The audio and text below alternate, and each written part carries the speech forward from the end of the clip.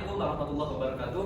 Perkenalkan kami dari kelompok 2 dengan anggota saya sendiri, Zilan Firmansyah. Saya Acara Madani. Saya Tata Julia. Saya Tasya Nuranglaini. Saya Sonia Madina Jasmine. Saya Andika Rio Kami akan menampilkan video simulasi kegiatan belajar mengajar dengan topik konflik sosial.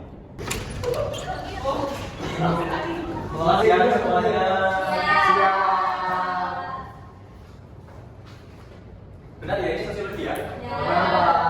Oke, kita mulai. Assalamualaikum warahmatullahi wabarakatuh. Waalaikumsalam warahmatullahi wabarakatuh. Berjumpa lagi dengan saya selaku guru sosiologi. Sebelum kita mulai, mungkin kita berdoa terlebih dahulu. Ada salah satu siswa yang mungkin doa.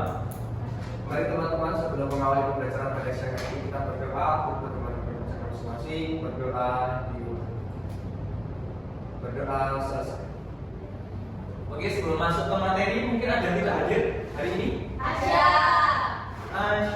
Absen berapa Asya? Absen 10, Pak. Absen 10. Ya. Absen 10 ya. Dari Asya ini? Ya. Namanya apa ya Asya? Ya. Ini ya? Oke. Membuat karya tulis ilmiah. Oke, berarti ini Spain ya Asya ya?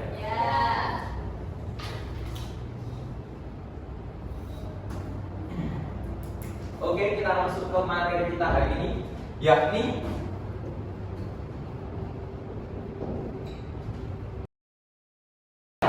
mungkin ada yang tahu apa itu konflik sosial?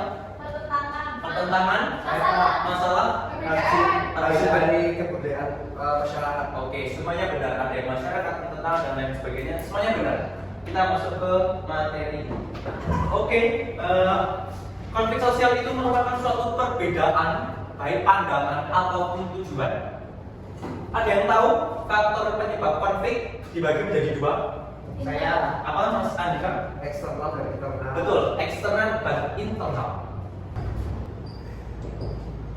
Eksternal dan internal. Internal itu mungkin sesuatu konflik yang datang dari kelompok tersebut atau dari individu itu tersebut.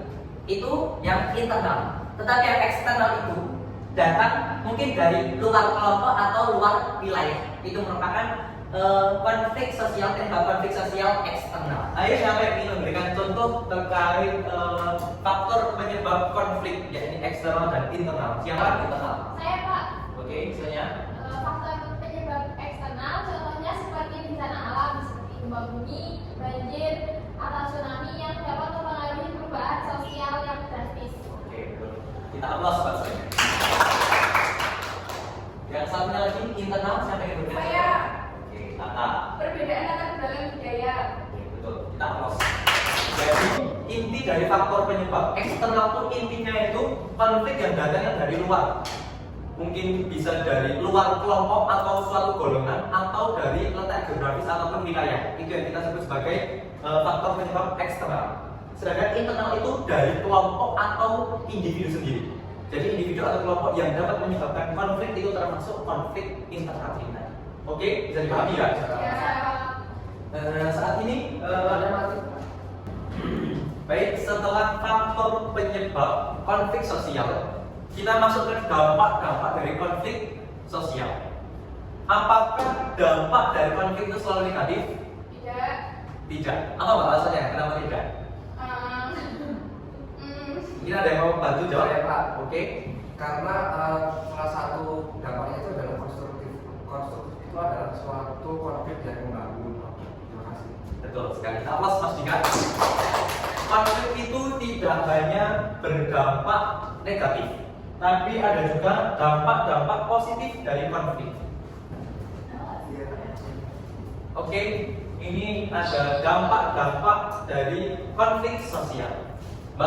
Mbak, ada yang mau didiskusikan atau mau dibicarakan? Silakan, reaksi aku. Atau bukunya mana?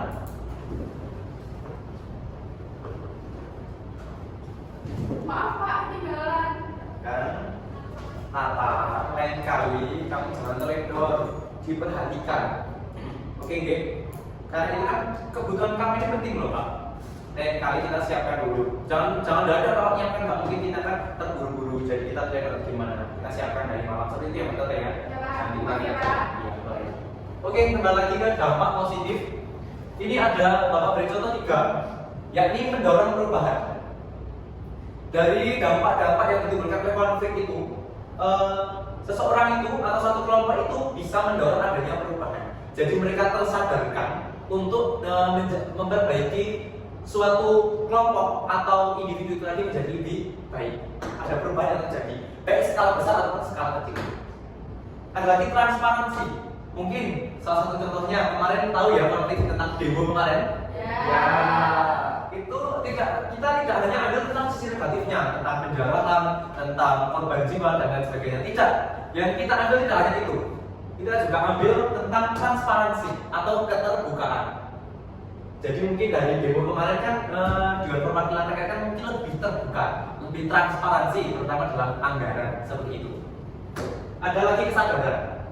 Mungkin konflik setelah ada kerugian atau kerusakan mereka tersadarkan. Seperti itu ya, tentang dampak-dampak konflik sosial yang positif. Ada lagi yang negatif. Saat ini tuh kita pasti menyorotnya ini tentang konflik sosial itu pasti nanti dampaknya negatif. Tapi tidak, ternyata ada 2 dampak, yakni positif dan negatif. Yang negatif salah satu contohnya yakni ketertiban. Berikutnya ada dampak negatifnya. Saat ini biasanya kita itu hanya menyoroti tentang dampak-dampak negatifnya. Kita tidak menyoroti tentang dampak positifnya.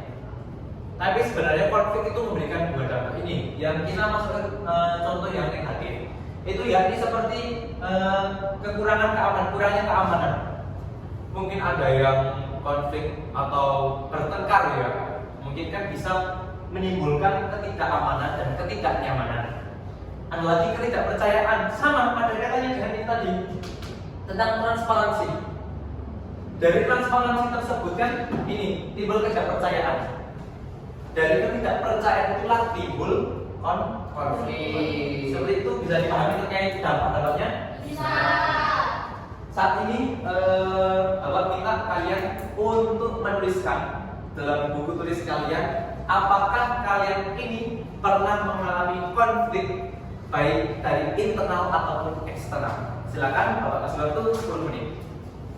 Siapa yang ingin maju mempresentasikan tentang pengalamannya mengalami konflik eksternal dan internal? Silakan siapa? Saya. Oke, kalau saya tangan dulu. Tolong diperhatikan ya semuanya ya. Dari Konflik internal yang pernah saya alami, perbedaan pendapat di organisasi seperti Karang Taruna, yang penyebabnya dari kurangnya komunikasi antara saya dengan teman rekan saya, yang menyebabkan info kegiatan tidak tersampaikan dengan baik, menimbulkan salah paham. Terus untuk yang konflik eksternal itu antara Karang Taruna aku dengan Karang Taruna desa sebelah itu berselisih karena soal penggunaan lapangan yang bersama gitu. Oke, baik, kita pause sebentar ya. Jadi sudah paham ya terkait contoh-contohnya? Sudah. Oke, sepertinya materi kita sudah selesai, sudah mau habis juga ini jamnya. Bapak ada penugasan buat kalian, silakan ditulis. Silakan kalian cari tentang macam-macam konflik dan cara mencegah konflik. Oke ya? Oke Kak. Bisa kita kumpulkan dalam pertemuan berikutnya. Kita tutup antara ya baik. Ini tugasnya ditulis tahan atau di Word? Silakan bebas mau tulis tangan boleh, di Word boleh silakan. Masih Pak. Mungkin ada yang ditanyakan lagi?